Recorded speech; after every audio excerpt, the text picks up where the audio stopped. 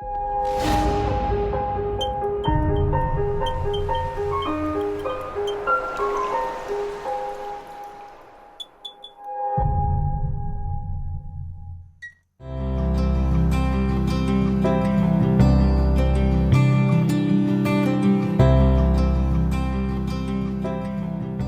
welcome to Conversations with Fr Lastone Robert Lupupa S.J. And I am Fr Lastone Robert Lupupa S.J. in this beautiful program where I want to share with you something that is very close to your heart. And I just mean that, something that is very close to your heart. As a human person, you're always looking forward to having a peaceful, free, problem life. You don't want any disturbances. And you don't want to disturb anybody either. So you want, to enjoy that tranquility. And life does not give us that kind of space where everything can just be so smooth. Sometimes you look at somebody in life and the way they are looking and you think everything is perfect. Wait until you get close to them and you begin to understand that they are also struggling. So we have words like challenge. I have got so many challenges. We have got words like problems. And there are people even specialized in problem solving. They come into your life as though they are going to finish all your problems. And some people are even highly qualified, educated, trained professionals in just tackling people's problems. We call them counselors, psychiatrists, psychologists, medical doctors at the physical level. They promise that they can treat us, cure us of all our diseases and sicknesses. I want to introduce you to something that is very, very important in your life, that actually these so-called problems or challenges do not exist as challenges. They've been given to you. They have come into your life because of what you're yearning to experience. You got me right? You are yearning to experience something beautiful, something perfect. You want to pass your exam. You want a perfect marriage. You want a perfect relationship. If you are a young man, a young woman, you want a perfect mate. You want to succeed in business. You want to arrive safely at the other destiny. You want actually, just to be yourself. You want a comfortable house. You want good parents.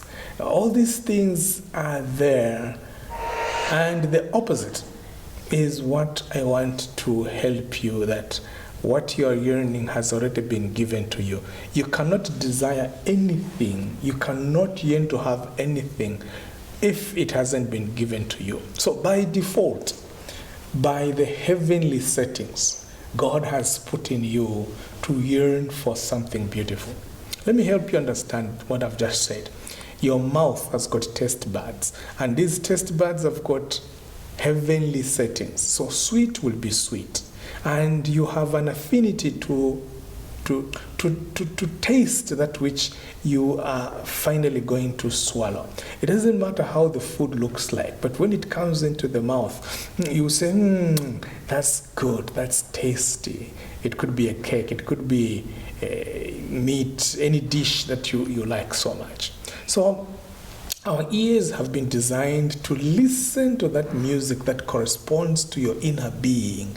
And when you listen to that music, it can even play as a lullaby. It takes you to sleep. The sense of smell has been given to us so that we can enjoy the odor, the smell out there. And anything contradicting is pushing you to leave that place or to avoid coming in contact with that object which does not smell good. A sense of touch. Who wants to be touched by somebody who is rough? We want that soft touch that communicates love, a touch that communicates concern, somebody who rubs your shoulders, somebody who encourages you and who shows that actually they are there for you. Now, here is something that I am trying to bring across to you. It's called the law of opposites. Yes, the law of opposites. Wherever we decide to do something, something will come in opposition to your decision. Why? So that you can fully and deeply experience that which you want. You cannot experience it to the maximum if there is no opposition.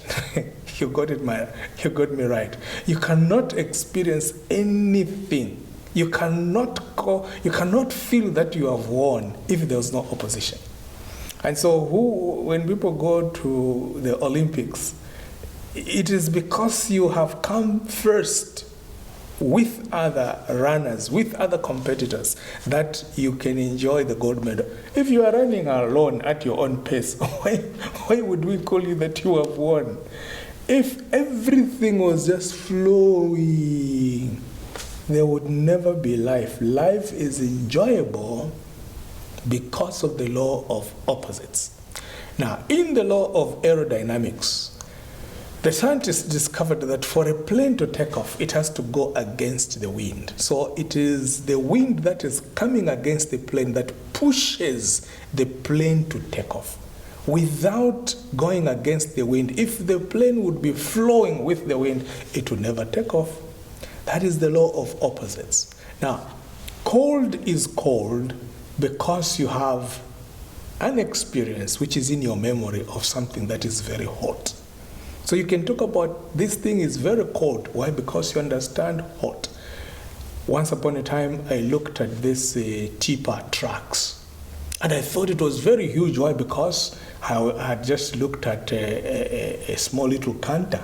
I said, this car is very huge. And a few minutes later, I saw the unassembled tipper for the mines.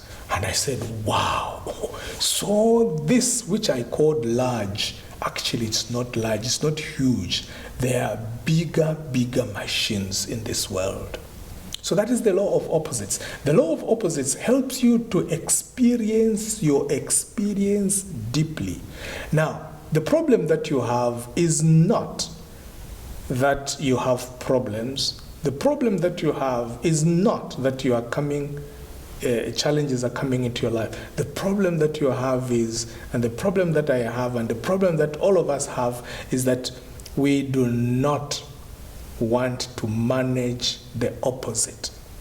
If you had the skills, and if you understood that anything that is coming against you has not come to, to destroy you, but to allow you to experience deeply that which you are looking for, then you would even anticipate. Now get that word, because this is very important. You would even anticipate that, let it come. In fact, you'll be looking forward to its arrival, so that you can fully experience what you have already set your heart on. That is very interesting. Now look at a relationship.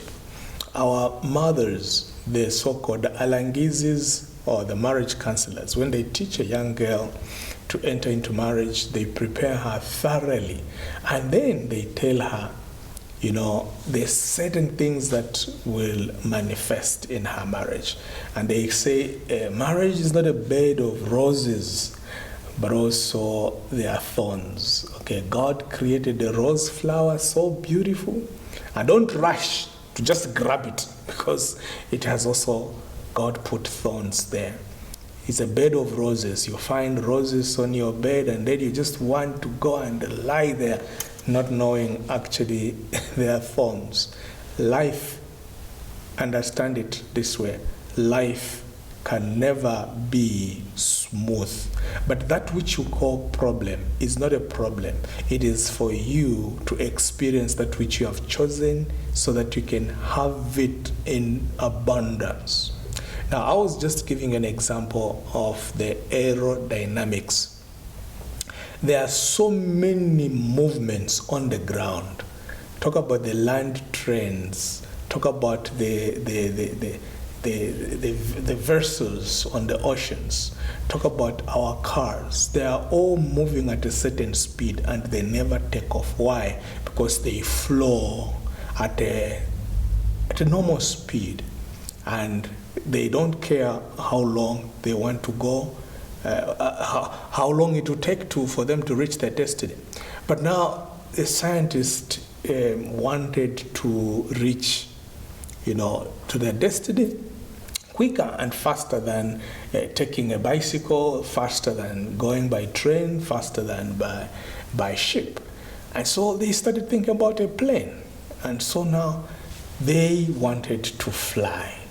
Now, flying is extraordinary experience. It means it's going to be faster. Now, here is the desire to get faster, to beat time. There will be a challenge. And the challenge is to understand how to manage the taking off. If you eliminate the thought of coming against the wind, then you will never take off. So you have set yourself to do business. Now, in your wanting to do business, you want to be rich, you want to make a lot of money.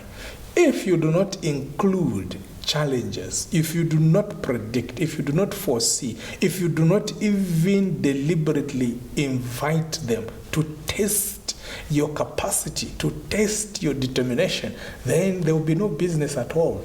And ask any business successful person whether from the word God they never had any challenge, whether they never made any loss, whether their workers never stole from them. You have to put in place, you have to predict, you have to foresee that things are going to happen. So do you own a company? And do you have people that you're working with? Everybody, if you want the best stuff, already predict that one of them is going to disappoint you. Jesus knew that his determination to save humanity is going to cost him life. The law of opposites was applied, and Judas Iscariot emerged. Who was Judas? Judas allowed Jesus to take off into heaven. Judas came against him so that he can fulfill our saving us, our salvation. So I want you to appreciate problems. Did you get me right? I want you to appreciate problems. They have been sent, they have been given to you by the universe. The universe, I'm referring to God. God himself has given us this dichotomy, a dualistic way of living life. There is cold, there is hot. There is shyness, there is boldness. There is something smelling sweet, there is something smelling bitter, etc., etc. Why has God given us this? So that we can fully appreciate that which we have chosen. So that which we have chosen is going to be given to us when we manage the opposite. Let me be a little bit political. When we have the multipartism, once upon a time here in Zambia we had the one-party participatory democracy, meaning there is no opposition. And then we invited ourselves to experience multipartism. And according to multipartism, it simply means we're not going to have one political party in power forever and forever. That many people can be given an opportunity to form their political party and come into the arena and win an election. That is what multipartism is all about. Now, if you want to remain in power forever, those of you who are in power if you want to remain in power forever, then you have to learn how to manage the opposition. You have to learn how to manage the opposing force, because the opposition is actually being put there to perfect you, to make you experience what leadership is all about. So a good political leader is one who listens to those that criticize him or her. A good leader is one who pays attention to the comments, who allows the opposing voice to be heard. And I'm not talking about those criticisms that are meant to destroy or this hate speech. I'm talking about those constructive criticism. Now, if you can listen to them, read their manifesto. Okay, we are in power. This is our manifesto. And what are they talking about? They are talking about this. And what is the trend in the electorate? What do the people want? The people want this type of lifestyle. And this is what we have not provided. Is this the truth? For instance, in this case, people may be campaigning that when we get into power, we are going to give you free education, free Loyola, free, everything is going to be free.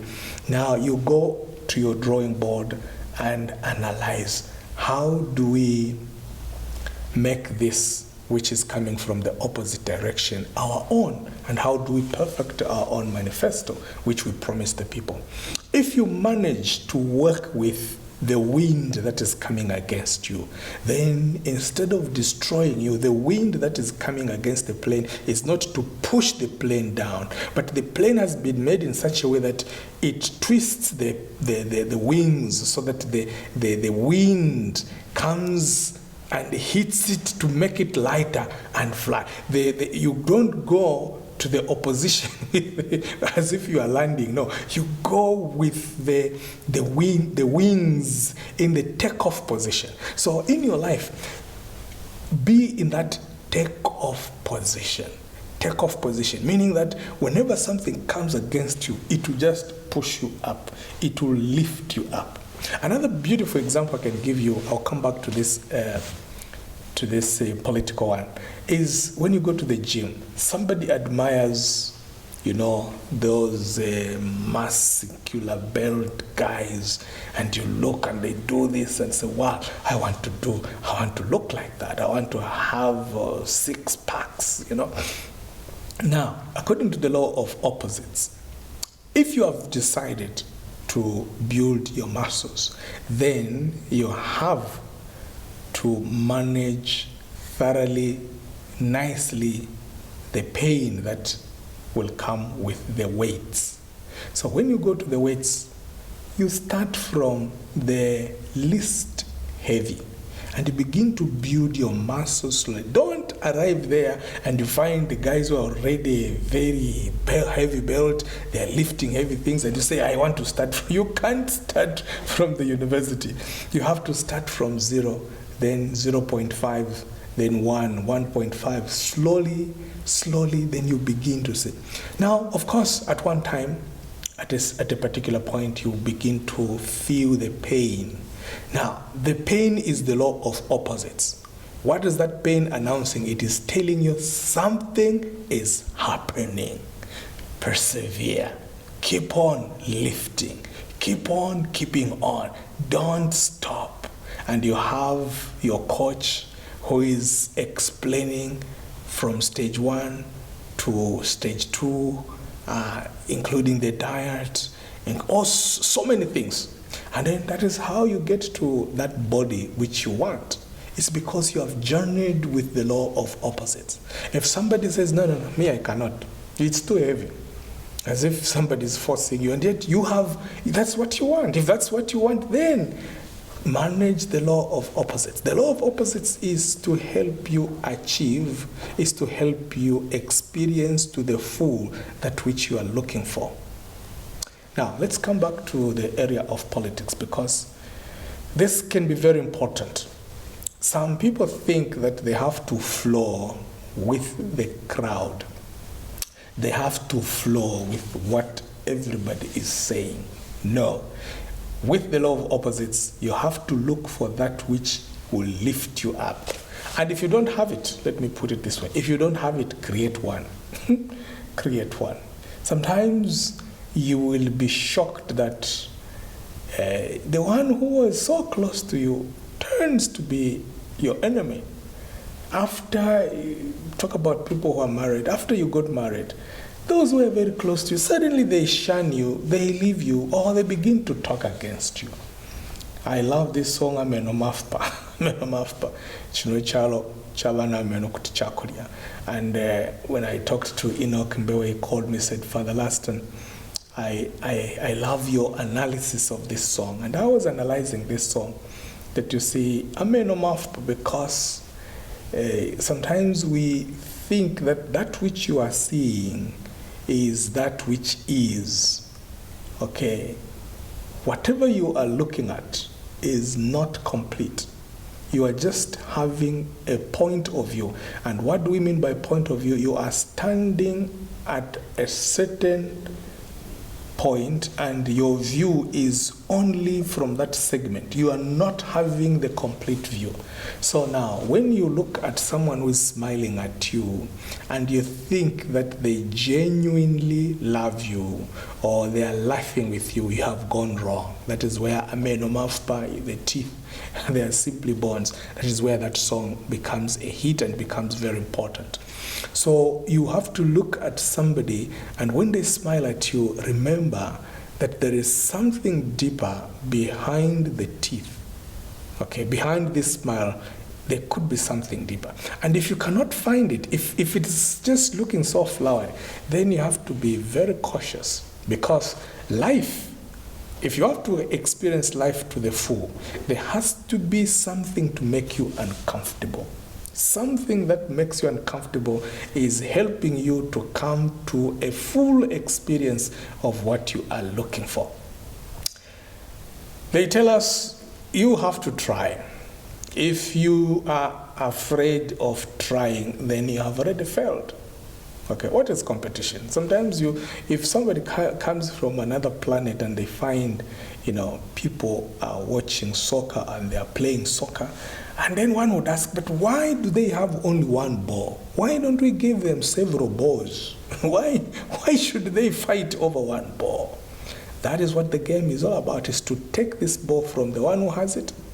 So there is always the force, the law of opposites. That which is coming against you, especially if it is strong, then it is taking you to a higher and deeper level. So I would like to help you now, putting it in your context. What is it that is troubling you? What is it that has made you even go into depression? What is it that has destroyed your relationship or your relationships? What is it that is making you feel like you're supposed to give up? I receive so many calls. Father, please pray for me. My life is at a standstill. Pray for me. My wife has done this. My husband has done. My child is doing this. And let me tell you, I discussed the law of attraction in the previous session broadcasting. We talked about that which is like unto itself is drawn. You are attracting everything into your life. Now, listen to this. You are attracting everything into your own experience. Nothing is happening by accident. If you have your camera and you focus somewhere, the camera picks according to where you're focused. It doesn't pick what is behind you. It doesn't pick what is on the extreme left. It only picks where you are focusing. And in life, where you're focused, what you're thinking about and what you are scared of is that which is coming into your life. And what we mean by something coming into your life, it is something that is registered in your mind. It's something that becomes your emotions. It is something that eventually translates into action. You are going to act. You are going to make choices according to that which you have perceived, according to that which you have felt emotional attached to, and that you begin to believe that this is the best thing. That is the law of attraction. Now, the law of attraction with the law of opposites simply says, the thing that I want so much, the thing that I want, I am looking for, how do I attract it? Fine, I'm thinking about it. But for me to experience it, I have to understand that there will be something in opposition. And something that I call in opposition is not a discouragement, is not to pin you down, is not to squash you out, is to make you get it, is to make you enjoy it. Is to make you enjoy it.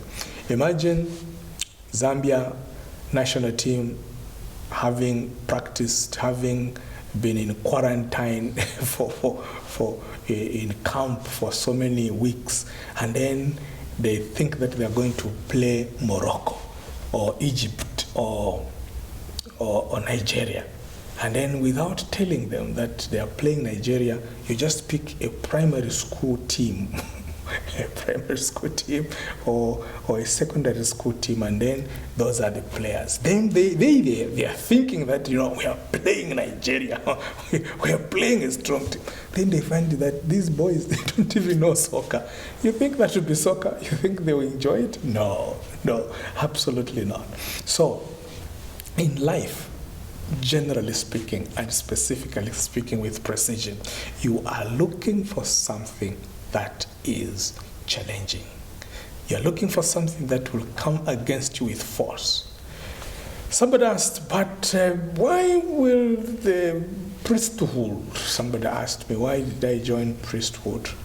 And that person couldn't understand why such a man would want to become a priest. And they said, and then the bishop, I think it's Archbishop Mpundu Emeritus, he said, the seminaries are full because the young men who go there, they love to be challenged. They want something challenging. If it was so simple and straightforward, nobody would go to the seminary. And this is generally speaking about married life. If you think everybody in marriage has a flow downstream, then you are lying. People come to enjoy who they are because they have worked around those differences, those issues, and when you understand them with precision, when you analyze them critically, when you understand what things are made up of, then that is breakthrough. The law of opposites is at work in your life. The law of opposites has been given to you to fully experience that which you are looking for. If you don't want to experience anything, the law of opposites does not apply. The law of opposites is only meant for those who are determined to make a difference. So the moment you just stand up to say, I want to do something in my life, the law of opposites will manifest so that you can perfect, so that you can fully experience what you're looking for. So I want to leave you with some kind of meditation, which you can look at in your own time and see how this law of attraction and the law of opposites can work in your life. Go into your room and make sure that it is completely dark. When you switch off the lights, you will experience that your eyes have nothing to record. Your eyes will be wide open, but there is nothing to see. Why? Because light is not there. And because there is no light, there is absence of experience. Where there is no light, where there is absolute darkness, there is no judgment, there is no sweetness. That is why water is water, because it has no ingredients. It is not Coca-Cola, it's not mossy. It is tasteless, it is colorless, it is smellless. When you open your eyes are open, of course, and then you switch on the lights. Do you know that immediately the lights on, there is a struggle. There is a struggle about what you are seeing, and everything that is coming into your being is asking for space. There are certain things that you will allow and other things that you're not going to allow. As you walk on the streets, you are being bombarded with what you are seeing. I don't know whether you see what I see. Sometimes you look at this damp place where there are things and you have a struggle. You are struggling. Why is it left there? And then you find people are having a conversation and their voices are up, and then you don't accept that. Now that is being drawn into your experience as a law of opposites, meaning that there is something within you, inside of you, that needs to be worked on. The outside is merely provoking you to perfect you. Oh, did you hear that? The outside is only provoking you so that you can fully experience who you really are. Otherwise, it is an illusion. An illusion simply means it is not real. What is real is what you're going to do with what you are looking at, what you are hearing. If I put something in the mouth is the best example of what an illusion is. The mouth, the sense of taste, does not tell you the nutritional value of what you are eating. It is the stomach, when it digests the food, that gives you what you really want. So what do you want from Coca-Cola? What do you want from Fruticana? What do you want from Moss? What do you want from all these things? It may have taste, but the stomach has another level of analysis. So the stomach is the reality. And what does the stomach do? It extracts the carbohydrates, it extracts the proteins, it extracts the fat, it extracts the amino acids, talk about the vitamins, talk about the minerals and everything, and it keeps them in the body. And that which is useless, it expels out, doesn't remain. So that is what you are up to in life. Everything that you are seeing is at the level of the mouth. When you bring them forth into your heart and then manage the law of opposites, crush them, and allow your spirit to serve. Allow yourself to meditate. Why am I feeling the way I'm feeling? At that level, that is the digestion system. At the end of the day, you discover, well, I didn't grow up well in my family. That is why I'm fighting what I'm fighting. So it is not the problem that I'm seeing out there, but the problem of my history. The problem of my history. I look at a Muslim and I'm saying, wow, these people, they think they know the truth. Us who have Jesus. We're the ones who are saved, okay? I look at the non-Catholic because I'm a priest, and then I'm speaking inside of me, wow, they are cheating themselves. We have the truth. And the Pentecostal is looking at another friend. Now, the outside is neutral. It is you who does not have it. And all those conflicts inside is the law of opposites, wanting to perfect your experience. And when your experience is perfected, it is what I am referring to, that it has dropped into the stomach, and the stomach does its job. With precision, it extracts only that which is genuinely supposed to be part of you is absorbed.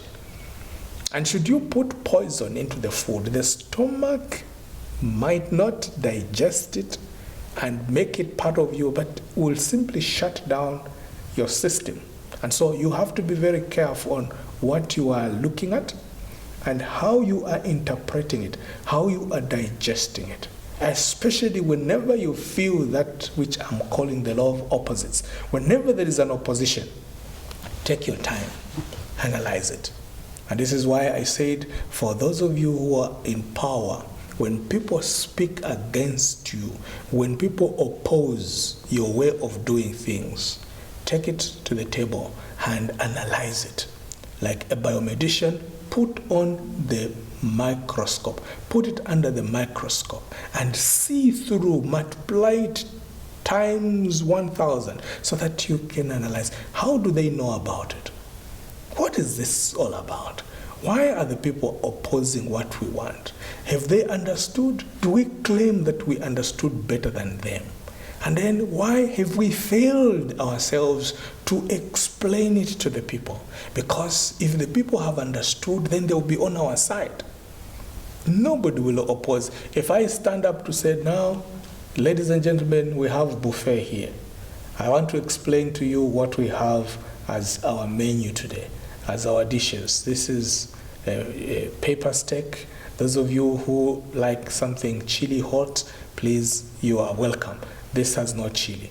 Don't start arguing. If this is the chef now speaking, because he is the one who is preparing, and then you say, no, he might be lying, let me just taste, and you don't take chili, you don't take pepper, then we see you coughing. But why? No, I didn't just believe what he was saying. You have damaged yourself. Life is presenting itself, in the way it is. And sometimes would want to change things so that they can become softer, nicer. You would wish that I spoke to you softly, but I didn't speak to you softly. Why? Because I'm coming from something that has happened. You would have preferred that I put on a tie, but I didn't put on a tie. Perhaps I didn't have one. You might have said, no, but Father, you should have responded to me quietly. Why did you tell me to get away? But that's what happened. That's what happened. According to the law of the law of opposites, take it and then deal with it. It might be lifting you higher to another level. So this has been Fr Lastone Robert Lupupa SJ with this topic, the law of opposites. I will come again to share with you some of these things that are very pertinent and very concerned to your heart. For now, ciao and God bless you.